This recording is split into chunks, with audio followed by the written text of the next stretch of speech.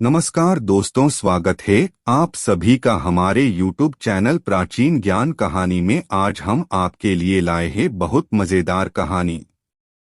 पाखंडी साधु। एक शहर में पुलिस ने सभी चोरों की नाक में दम कर दिया था। सारे चोर एक के बाद एक पकड़ा रहे थे, बस एक चोर जैसे तैसे बचकर एक जगह जा छिपा था। तभी उसे एक ख्याल आया कि क्यों न वो भगवा पहनकर साधु बन जाए। ये दुनिया चोरों को तो जूता मारती है, लेकिन अगर वही चोर भगवा पहन ले तो उसके पैर में पड़ी रहती थी। इस प्रकार चोर साधु बनकर घूमने लगता है। कुछ दिनों बाद पाखंडी साधु में एक कला थी कि वो बोलने में बहुत माहिर था। प्रवचन तो उसके बाएं हाथ का खेल था, इस कारण साधु की निकल पड़ती हैं। उसके बहुत से शिष्य बन जाते हैं। कई लोग उसके आगे पीछे घूमने लगते हैं।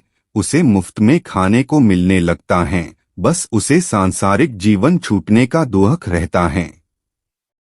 पाखंडी साधु जंगल में अपने शिष्यों के साथ रह रहा था। तभी उसके आश्रम में एक सेठ आया। सेठ को भी पाखंडी साधु ने अपने बोलने की कला से प्रभावित कर दिया। साधु से मिलकर जब सेठ अपने घर पहुंचा तो उसे एक ख्याल आया। असल में सेठ को एक दुविधा थी। उसके पास बहुत सोना था जिसे चोरों के डर के कारण वो अपने घर में नहीं रख सकता था। उसने सोचा क्यों न ये सोना साधु के आश्रम में रख दिया जाए, क्योंकि साधु को कभी कोई मोह माया नहीं रहती। वो तो भगवान का रूप होते हैं।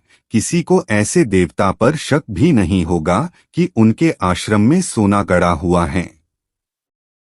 ऐसा सोचकर सेठ दूसरे दिन सोना लेकर पाखंडी साधु के आश्रम आता है और उससे पूरी बात बताता है। फिर क्या था, पाखंडी साधु का तो दिल गदगद हो गया। उसकी आंखें तो उस सोने की पोटली से हट ही नहीं रही थी। उस सेठ ने वो सोने की पोटली आश्रम के एक पेड़ के नीचे दबा दी और वहां से चला गया।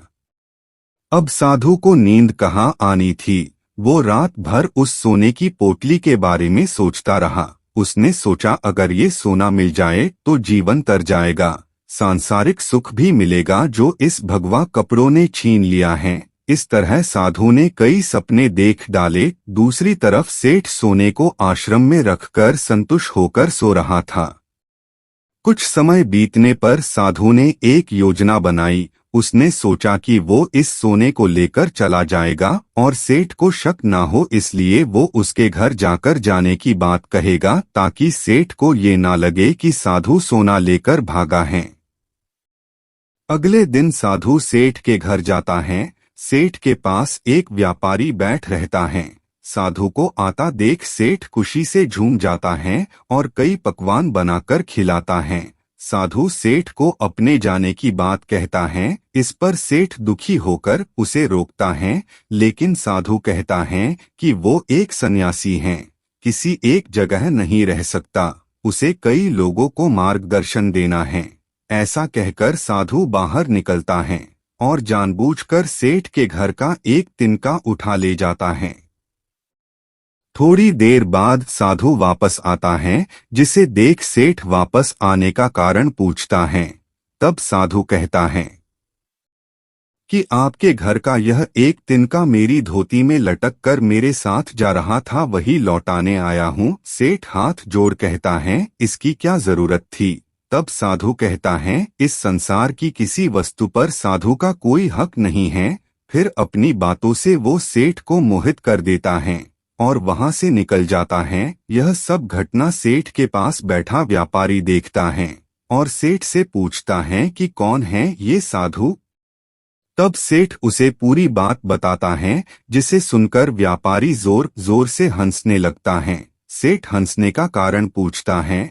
तब व्यापारी उसे कहता है तुम मूर्ख हो, वो पाखंडी तुम्हें लुट के ले गया। जिस पर सेठ कहता है कैसी बात करते हो, वो एक संत हैं, बहुत ज्ञानी हैं। व्यापारी कहता है अगर तुम्हें अपना सोना बचाना है तो उस जगह चलो जहां सोना दबाया था। सेठ उसे वहां लेकर जाता है और खुदाई करता है, लेकिन उसे कुछ नहीं मिलता। वो रोने लगता है। तब व्यापारी उसे कहता है रोने का वक्त नहीं है, जल्दी चलो, वो साधु दूर नहीं गया होगा। सेठ और व्यापारी पुलिस को बोलते हैं और पुलिस उस पाखंडी साधु को ढूंढ लेती है। तब सभी को पता चलता है कि वास्तव में यह कोई सिद्ध बाबा नहीं, एक चोर था जिसने अपनी बोलने की कला का इस्तेमाल कर कई लोगों को लूटा था। पुलिस से बचने के लिए भगवा पहन लिया था। सोना मिलने के बाद सेठ की जान में जान आती है।